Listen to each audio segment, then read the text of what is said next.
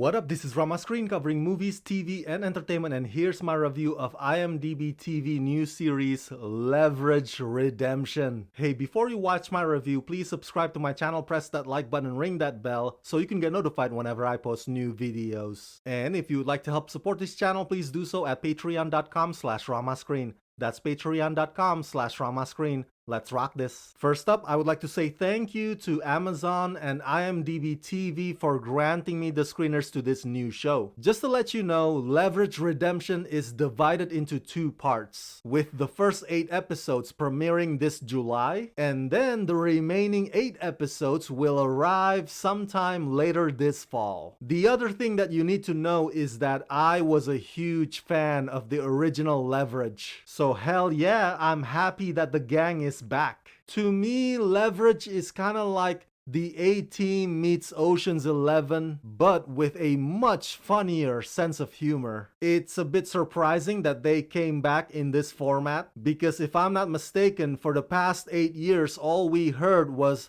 the possibility of Leverage the movie. At least that's what Aldous Hodge and Dean Devlin told me when I interviewed them about it. By the way, you can watch those entire video interviews right here only on Rama Screen YouTube channel. But you know what? I'm glad it's not a movie and that it's a series again. After all, Sophie, Parker, Elliot, and Hardison are at their best game in this medium. But now that I've seen these 8 new episodes, what do I think of them? Well, unfortunately, Leverage Redemption is a mixed bag. I wish I could give it an all-around praise, but there are parts about this revival that just don't sit well with me. So stick around to find out what those are. Executive produced by Dean Devlin and showrun by Kate Rorick, in this new iteration and new world, the Leverage crew have watched as the rich and powerful continue to take what they want without consequence.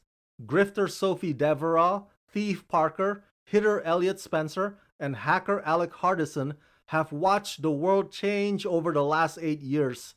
Since their last job, it's become easier and sometimes legal for the rich to become richer and for the powerful to squash anyone who gets in their way.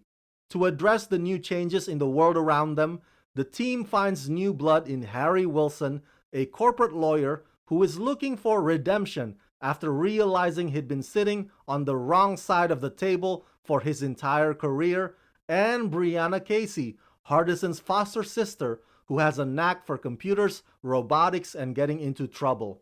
Starring Gina Bellman, Beth Ritzgraff, Christian Kane, Aldous Hodge, Noah Wiley, and Eileen Shannon. It's so good to see Sophie back with her many accents. And Gina always makes that look so easy. It's so good to see Parker back with her usual antics, her unfiltered bluntness, and her childlike shenanigans. And Beth is still agile and limbered up even after all these years. It's so good to see Elliot back with his anger issues and fighting spirit. It's stunning to see the striking difference between Christian Kane, the country singer in real life, and Christian Kane on this show as Elliot, who can punch the living daylight out of you. Now let's go straight to the problems I have about Leverage Redemption. Spoiler alert, they take out 2 of my favorite characters. I know, I'm venturing into spoiler territory, but it really bothers me. It really upsets me. It really rubs me the wrong way. I understand the reason though. Not with the first one, but with the second one. Seeing that his career took off since Leverage ended. And no offense to Noah Wiley and Eileen Shannon, I got nothing against them. They are an excellent addition and they are lovely actors who actually did marvelous on this show. And their characters do have their upsides. But come 4th and 5th episode in, I just can't help it. I still sorely miss those original 2. I wanted to like Leverage Redemption, but I can't. Mostly because of that. Their absence or removing them from the equation throws one of the show's most cherished buddy dynamics off balance. The other problematic thing about Leverage Redemption is that the heists are not as clever as they used to be. Now, some can argue that maybe this follow-up arrives 8 years too late. Maybe there's truth to that. But that's not the whole issue. I think the problem is in the writing. The writers should have known that audiences today are more sophisticated than they were a decade ago. Nowadays, you got shows like Lupin that takes con artist adventure to a whole other level of awesome. Lupin pretty much sets the new bar or the new standard. So for Leverage Redemption to be operating the same way they did, it might entertain some hardcore fans, but it's not gonna make a splash. Which is a shame because you have these great actors